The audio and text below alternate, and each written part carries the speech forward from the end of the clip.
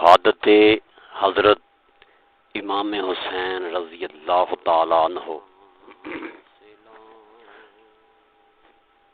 حضور اکرم صلی اللہ علیہ وآلہ وسلم کا ارشاد پاک ہے کہ جب کسی شخص کی امارات کی بیعت کر لی جائے تو اس کے بعد کسی دوسرے شخص کو یہ حق حاصل نہیں کہ وہ لوگوں کو اپنی خلافات کی دعوت دے۔ ایسے شخص کے بارے میں آپ نے بہت سخت الفاظ فرمائے تھے۔ یہ صحیح مسلم کی حدیث ہے۔ یزید کے زمانے میں موجود صحابہ کرام کے سامنے حضور اقدس کے یہی مقدس ارشادات تھے۔ سارا عالم اسلام یزید کی بیعت پر متفق ہو چکا تھا۔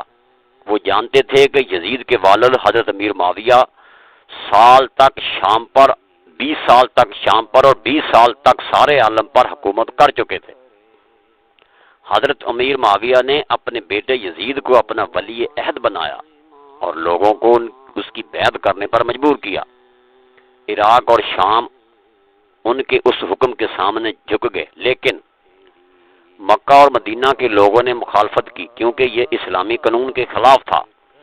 ایسا پہلے بھی نہ ہوا تھا، خود حضور اکرم نے ایسا نہ کیا اور نہ ہی ان کے خلفاء نے۔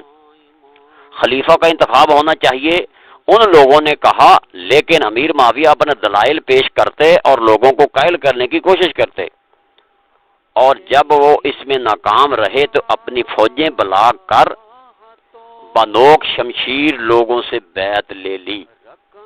لیکن جن اصحاب نے بیعت نہ کی ان میں ابن زبیر عبداللہ بن عمر اور حضرت حسین تھے۔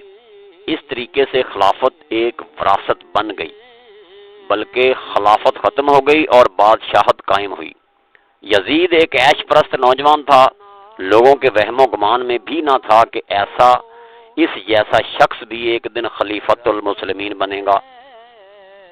لیکن امیر معاویہ خلافت اپنے ہی خاندان رکھنا چاہتے تھے اور ان کی یہ خواہش تباہی کا باعث ہوئی جس کی کوئی نظیر نہیں، اور جب معاویہ وفات پا گئے تو یزید خلیفہ بن گیا۔ سب سے پہلا کام جو یزید نے کیا وہ یہ تھا کہ ہر ایک سے اپنی خلافت کی بیعت لی۔ وہ جانتا تھا کہ حسین عبداللہ ابن زبیر نے ابھی تک بیعت نہ کی تھی، لہٰذا اس نے مدینے کے گورنر ولید کو لکھا کہ وہ ان کو مجھے خلیفہ تسلیم کرنے کے لیے مجبور کرے۔ ولید کو نئے خلیفہ کے سخت احکام مروان بن حکم نے جو اس کے پیش رو تھے اس کو مشورہ دیا کہ تینوں قصورواروں کو بلا کر انہیں سختی سے خلیفہ کی اطاعت پر مجبور کیا جائے۔ عبداللہ بن عمر بالکل بے ضرر انسان تھے۔ اس نے کہا لیکن حسین اور ابن زبیر خطرناک ثابت ہو سکتے ہیں، اس لیے اگر وہ یزید کو خلیفہ تسلیم کرنے سے انکار کریں تو ان کو زندہ نہ چھوڑا جائے۔ لیکن ولید اپنے کیے پر خوش نہ تھا۔ ابن زبیر راتوں رات ایک غیر معروف راستے سے مکہ روانہ ہو گئے۔ ان کا تعاقب کیا گیا مگر کہیں پتہ نہ چلا۔ اگلے دن حضرت امام حسین بھی اپنے اہل و عیال سمیت مدینہ سے چلے گئے۔ حضرت امام حسین نے کوفہ جانے کا ارادہ کر لیا۔ اہل کوفہ کی حمایت کے وعدے سچ معلوم ہوئے، لیکن آپ کے دوستوں اور رشتہ داروں نے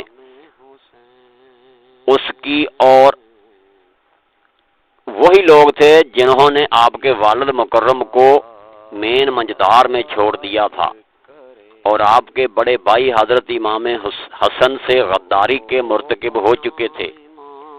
اس لیے یہ فیصلہ کیا کہ پہلے کسی اور شخص کو بھیجا جائے جو وہاں جا کر صورتحال کا جائزہ لے اور صحیح اندازہ لگنے کے بعد اس کے مطابق اطلاع دے۔ وہ اس بے وفا شہر کے باشندوں کی وفاداری کا امتحان لے۔ اس کام کے لیے حضرت امام حسین کے چچا زاد بھائی مسلم بن عقیل کو منتخب کیا گیا۔ مسلم بن عقیل کوفہ پہنچ کر ایک دوست مختار کے مکان پر اترے۔ ان کی آمد کی خبر سن کر لوگ جوق در جوق جمع ہونے لگے۔ انہوں نے اپنی مکمل وفاداری کا یقین دلایا، وہ حضرت امام حسین کے لیے اپنی جانیں تک قربان کرنے کے لیے تیار تھے۔ انہوں نے رو رو کر مسلم کے ہاتھوں کو چوما اور حسین ابن علی کی حمایت کا عہد کیا۔ تھوڑے ہی دنوں میں تقریباً 20,000 کوفیوں نے بیعت کر لی۔ مسلم جان شماری کا ایسا شاندار مظاہرہ دیکھ کر بہت خوش ہوئے۔ اب اہل کوفہ کی وفاداری کو شبے کی نظر سے دیکھنے کی کوئی گنجائش یہ تھی، لہذا آپ نے حضرت امام حسین کو ایک خاص ایلچی عباس ابن آل شعیب کے ہاتھ ایک خط ارسال کیا اور آپ کو بلا تاخیر چل آنے کی دعوت دی، کیونکہ حالات بالکل آپ کے حق میں تھے۔ لیکن کوفیوں نے غداری کی۔ حضرت امام حسین نے لشکر کثیر کے مقابلے کی تیاری شروع کی۔ آپ نے اپنی فوج ترتیب دی جو کہ صرف 72 افراد پر مشتمل تھی، 32 گھوڑے اور 40 پیدل، اور آپ نے علم اپنے بھائی عباس کے ہاتھ میں دیا۔ جنگ شروع ہونے سے پہلے آپ نے ایک دفعہ پھر دشمن سے اپیل کی کہ یا تو واپس لوٹ جانے دیا جائے یا یزید کے پاس لے جایا جائے۔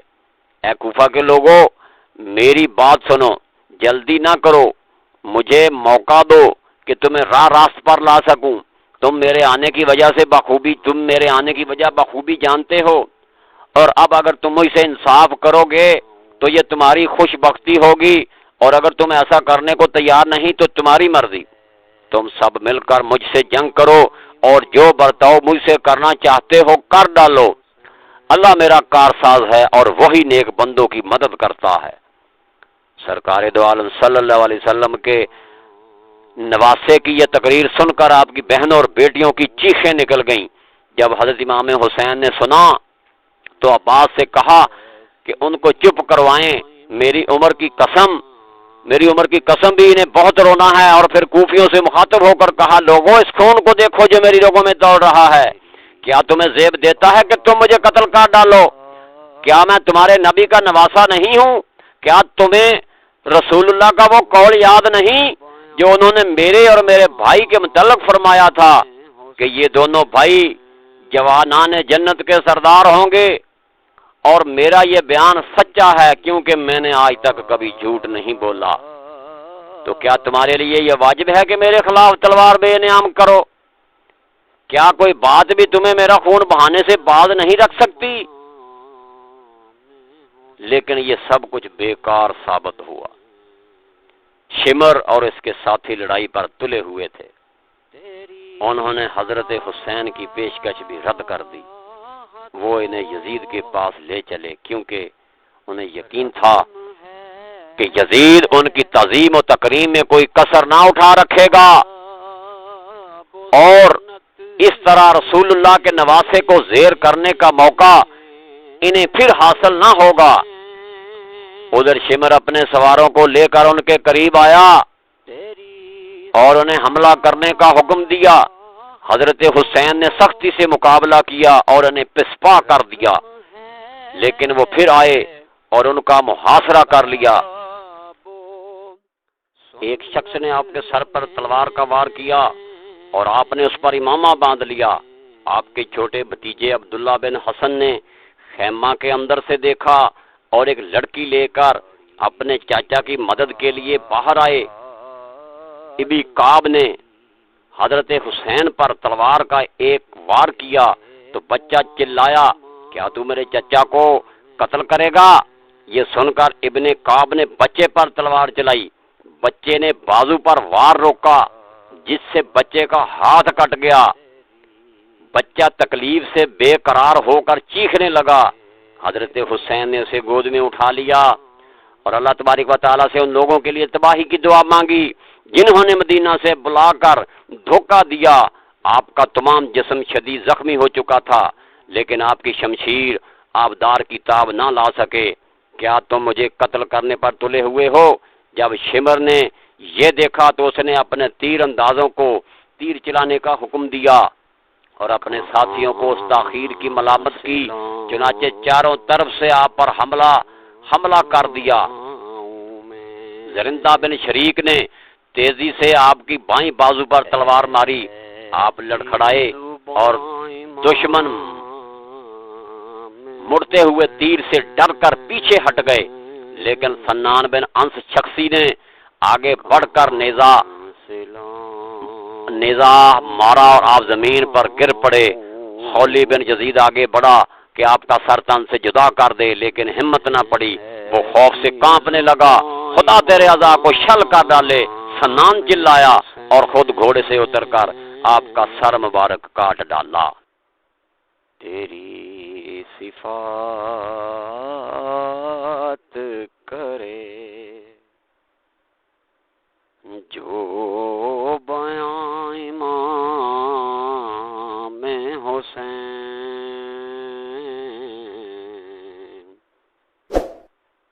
تیری صفات کرے جو